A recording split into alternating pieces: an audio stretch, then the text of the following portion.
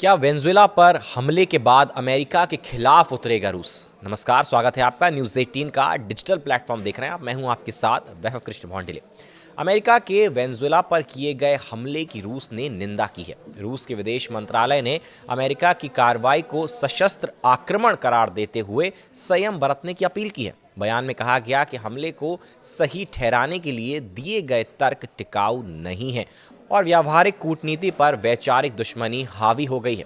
रूस के इस बयान के बाद ये भी सवाल उठने लगे हैं कि क्या मॉस्को खुलकर वॉशिंगटन के खिलाफ जाएगा या फिर विरोध सिर्फ बयानों तक सीमित रहेगा।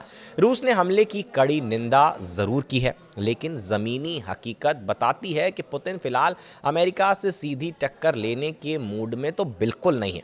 आइए इसे विस्तार से समझते हैं। संयुक्त राष्ट्र में रूस के राजदूत वासिली नेबेंजिया ने भी अमेरिका पर तीखा हमला बोला। उन्होंने इसे आक्रामक नीति बताया और कहा कि अमेरिका वैश्विक प्रभुत्व बनाए रखने और दूसरे देशों के संसाधनों का फायदा उठाने की कोशिश कर रहा है। आपको बता दें कि रूस और वेनेजुएला के रिश्ते लंबे समय से मजबूत रहे हैं। रूस ने वेनेजुएला को आर्थिक, राजनीतिक और कूटनीतिक समर्थन दिया है।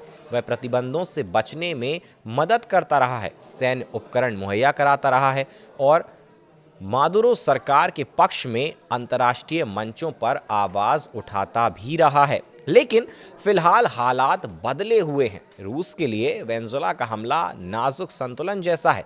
एक तरफ अमेरिका की आक्रामकता से क्रेमलिन को खतरे दिखते हैं, तो दूसरी तरफ कुछ संभावित फायदे भी हैं। सबसे बड़ा कारण है ट्रंप के दूसरे कार्यकाल में अमेरिका रूस संबंधों में आई अप्रत्याशित नरमी।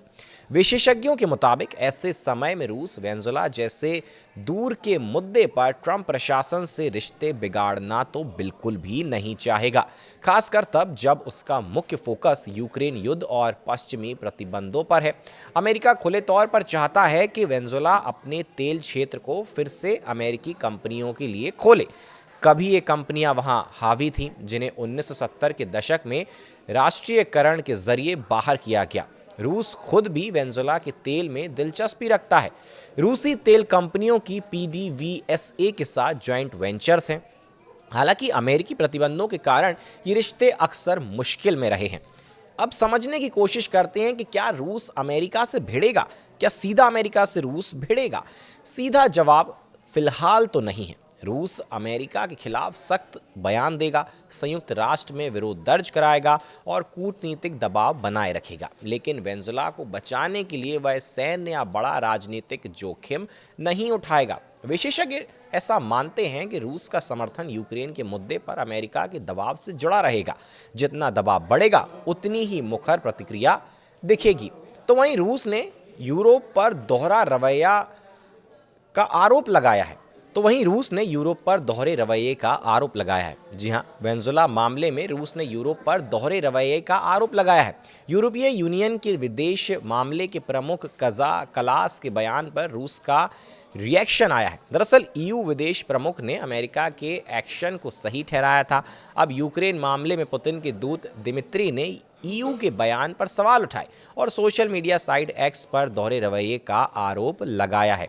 तो इस मामले में क्या कुछ अभी तक अपडेट आए हैं, विस्तार से हमने इस वीडियो में आपको बताने की कोशिश की है। फिलहाल के लिए हमारे साथ इस वीडियो में बने रहने के लिए आपका बहुत बहुत शुक्रिया।